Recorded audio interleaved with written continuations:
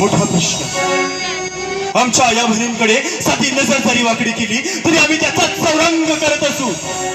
हा आमचा इतिहास।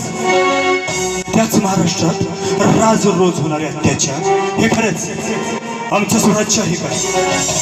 ज्या मर्द मराठ्या मावळ्यांच्या तरुण रक्तानं इथल्या स्वराज्याचा इतिहास लिहिला गेला, त्याच मावळ्यांचे वंशज असणारे इथले हे तरुण आहे व्यसनाधीनता आणि सोशल मीडियाच्या आभासी जगात ते व्यतीत करत असतील तर त्यांना आम्ही आमचे मावळे म्हणायचे का?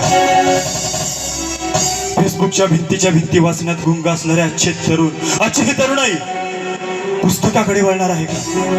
खरा इतिहास समजून घेणार आहे का? स्वतःची तत्सक विवेकबुद्धी जागृत करणार आहे का? हाही प्रश्न आम्हाला पडतो।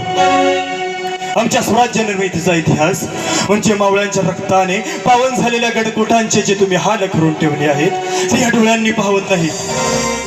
मान्य आहे, काळ बदललाय। जुन्या शाह्यांना ह्याच मातीत गाडून आम्ही हे रयतेचं स्वराज्य निर्माण केलं। राजेशाहीपासून लोकशाहीपर्यंतचा बदलता काळ या मातीनं पाहिलाय। मान्य आहे, आमच्या लढाया ढाल तलवारीच्या होत्या, तिथे त्यांची गरज होती, पण आजचा काळ हा फार वेगळा आहे। आजची लढाई ही मेंदूची लढाई आहे, ही विचारांची लढाई आहे। आणि ही लढाई जर आज आपण हरलो तर आपण आपल्या स्वप्नातलं स्वराज्य कधीही घडवू शकणार नाही। म्हणून ही संस्कृती केवळ या कार्यक्रमातून मनोरंजनासाठी नको, तर ही संस्कृती प्रत्येकाने आपल्या मनामध्ये रुजवूया आणि घडवूया।